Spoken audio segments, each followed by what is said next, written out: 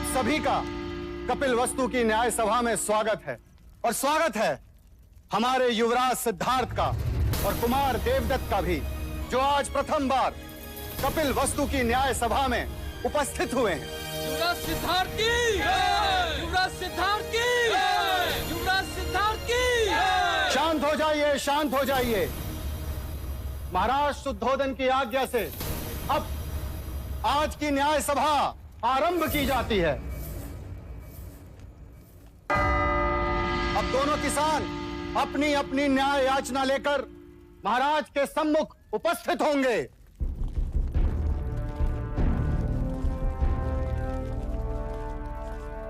प्रणाम महाराज। क्या याचना है? महाराज, मेरी याचना इस कुशल के विरुद्ध है।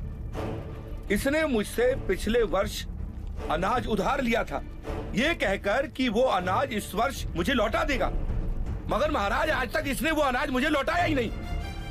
कैसे लौटाऊं महाराज? पिछले 2 साल से उपज नष्ट हो रही है, इस साल भी कुछ हाथ नहीं लगा। ये असत्य बोल रहा है महाराज। आप चाहे तो अपनी सिपाही से पूछ सकते हैं। जब सिपाही इसे लेने आया था उस समय भी ये अपने गेहूं को तेल लगाकर उसे बोरियों में भर रहा था। महाराज, मेरे पास 2 ही बोरी गेहूं है, उसी से मैं अपने परिवार का पोषण पूरे वर्ष करूंगा महाराज। गेहूं को तेल लगा के इसलिए रख रहा था कि वो खराब ना हो, और आपके सिपाही मुझे पकड़ के यहाँ ले आए। वो 2 बोरी गेहूं भी मैं इनको दे दूंगा तो हम खाएंगे क्या?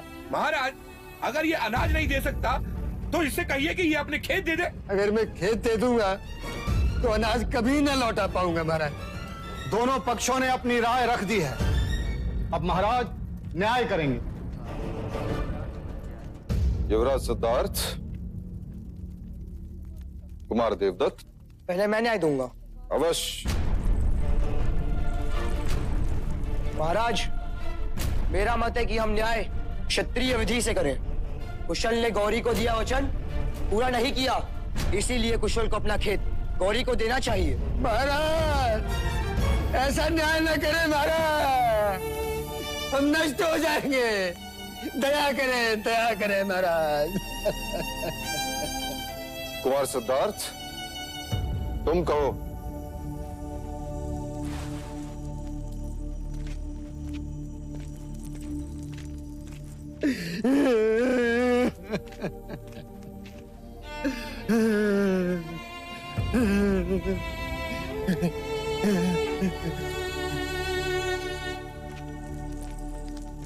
महाराज, यदि कुशल गौरी को गेहूं दे देगा तो अपने परिवार का पेट कैसे पालेगा? खेत दे देगा तो अनाज कहाँ से उगाएगा? और गौरी को उसका अनाज कहाँ से लौटाएगा? वैसे भी गौरी के पास अनाज का अभाव नहीं, इसलिए मुझे लगता है कि कुशल की अनाज लौटाने की अवधि बढ़ा दी जाए।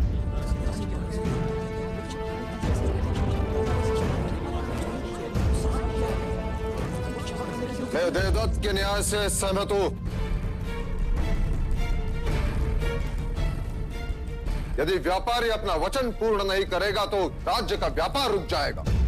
इसलिए कुशल को, गौरी को कुछ न कुछ तो देना ही होगा। क्षमा करें महाराज, चलते समय मेरे पास जितने पंड थे वो सब गौरी को दे दिए मैंने। महाराज, इसने मुझे कुछ नहीं दिया। महाराज, गौरी असत्य कह रहा है। महाराज, मैं असत्य क्यों बोलूंगा? महाराज, आप कहें तो मैं सत्य का पता लगा सकता हूँ। ठीक है, तो करो परख, कौन है सत्य और कौन असत्य। सिक्के दो गौरी। किंतु युवराज, ये सिक्के तो मेरे हैं।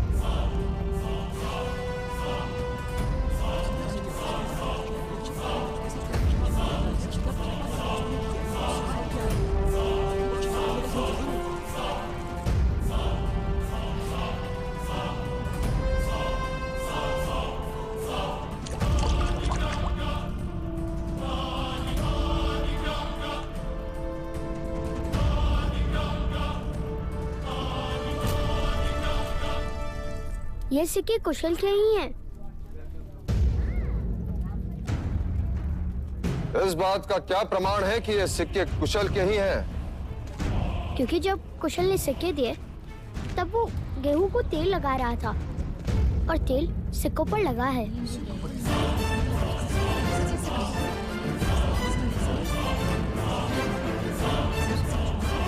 क्षमा महाराज, क्षमा। ये सिक्के कुशल के ही है महाराज, कुशल की। इससे ये प्रमाणित होता है कि कुशल ने गौरी को सिक्के दिए थे और इसके नियत में कोई खोट नहीं। कुशल के अनाज लौटाने की अवधि बढ़ा दी जाती है और गौरी को असत्य बोलने के लिए 10 कोड़े मारने का दंड सुनाया जाता है। नहीं महाराज, नहीं महाराज, मुझे क्षमा कर दो, मुझे क्षमा कर दो। 10 सिक्कों के लालच ने मुझे अंधा बना दिया महाराज, अंधा बना दिया। मैं अगर आज के बाद असत्य बोलूं तो मेरे अनाज और खेत सब आपके। महाराज, गौरी को क्षमा कर दीजिए। अब से वो कभी असत्य नहीं बोलेगा।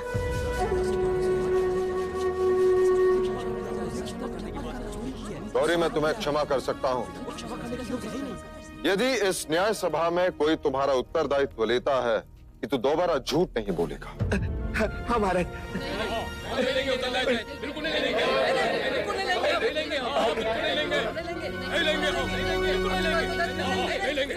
देखा गौरी, तुम्हारा उत्तरदायित्व लेने के लिए कोई तैयार नहीं, इसलिए तुम्हें 10 कोड़े मारने का दंड। महाराज, गौरी का उत्तरदायित्व मैं लेता हूँ।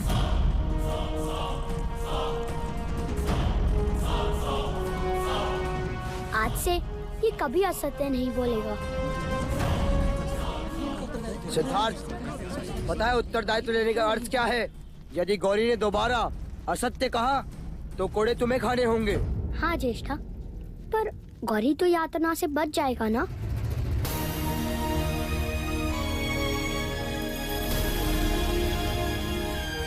युवराज सिद्धार्थ की जय हो। युवराज की, युवराज की, युवराज की, युवराज की, युवराज की, युवराज की, युवराज की, युवराज की।